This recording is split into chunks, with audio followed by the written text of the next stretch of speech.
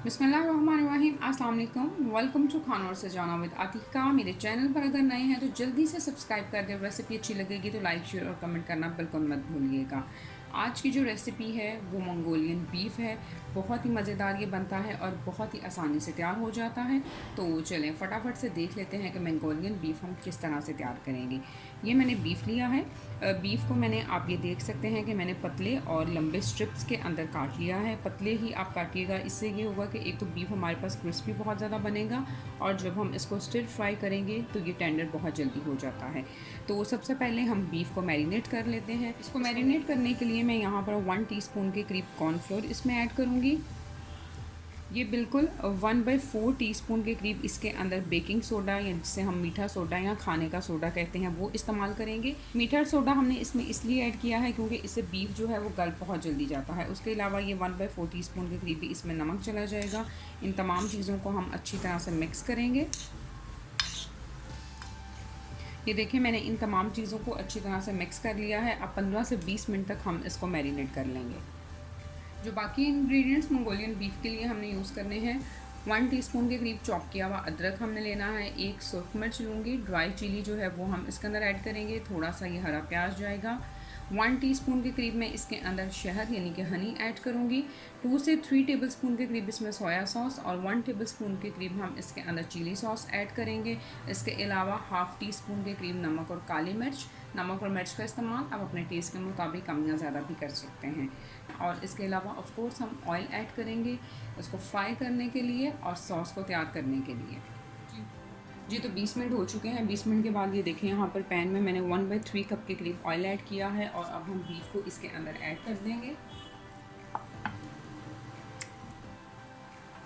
Flame को मैंने medium कर दिया है। मीडियम फ्लेम के ऊपर ही हम इसका कलर चेंज होने तक और इसके टेंडर होने तक, क्रिस्पी होने तक इसको हम फ्राई कर लेंगे। तकरीबन 5 से 7 मिनट लग जाते हैं इसको फ्राई होने में। जी, तो ये देखें कि मैंने बीफ को जो है वो फ्राई कर लिया है और इसका कलर आप देख सकते हैं कि ये चेंज हो गया है और अच्छे से ये फ्राई हो गया है और गल भी गया है। अब मैं इसको निकाल लूँगी।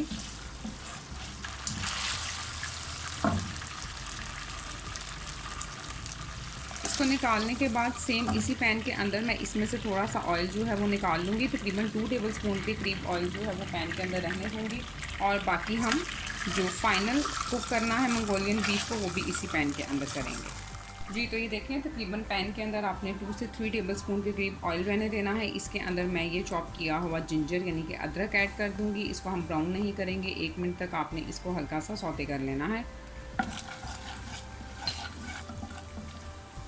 1 मिनट तक इसको सौते करने के बाद ये मिर्च जो है ये भी काट कर हम इसके अंदर ऐड कर देंगे। आप इसके अंदर एक से ज़्यादा भी मिर्चें ऐड कर सकते हैं। ये आपके स्पाइस टेस्ट के ऊपर है कि आपको कितना स्पाइसी चाहिए। इसको भी हम 1 से 1.5 मिनट तक इसके साथ अच्छी तरह से सौते कर लेते हैं। जी, तो अब मैं इसके अंदर तकरीबन 3 से 4 टेबलस्पून के करीब सोया सॉस ऐड करूँगी। 1 टेबलस्पून के करीब इसके अंदर चिली सॉस जाएगी।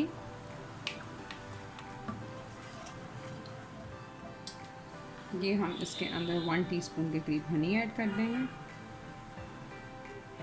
थोड़ा सा ये इसमें नमक चला जाएगा।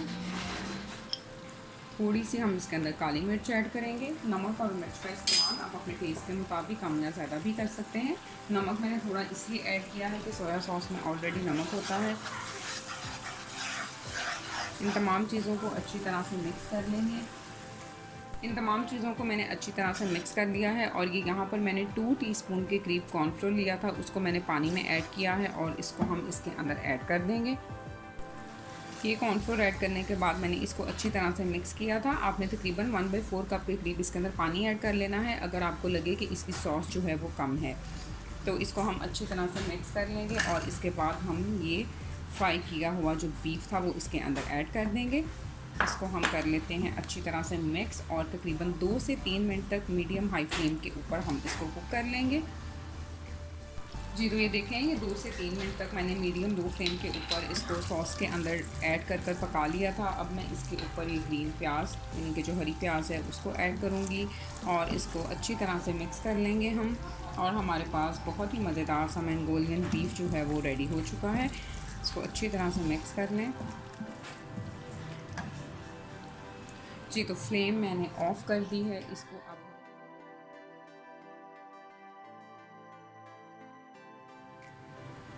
जी, तो ये देखिए हमारे पास बहुत ही मज़ेदार सा मंगोलियन बीफ जो है वो रेडी हो चुका है। आप इसको ज़रूर ट्राई कीजिएगा। अपना बहुत सारा ख़्याल रखिएगा। रेसिपी अच्छी लगेगी तो लाइक शेयर कमेंट करना बिल्कुल मत भूलिएगा। चैनल को सब्सक्राइब करें। फिर मिलूँगी इंशाल्लाह नई और मज़ेदार सी रेसिपी के साथ। Thank you very much and अल्लाह हाफ़िज़।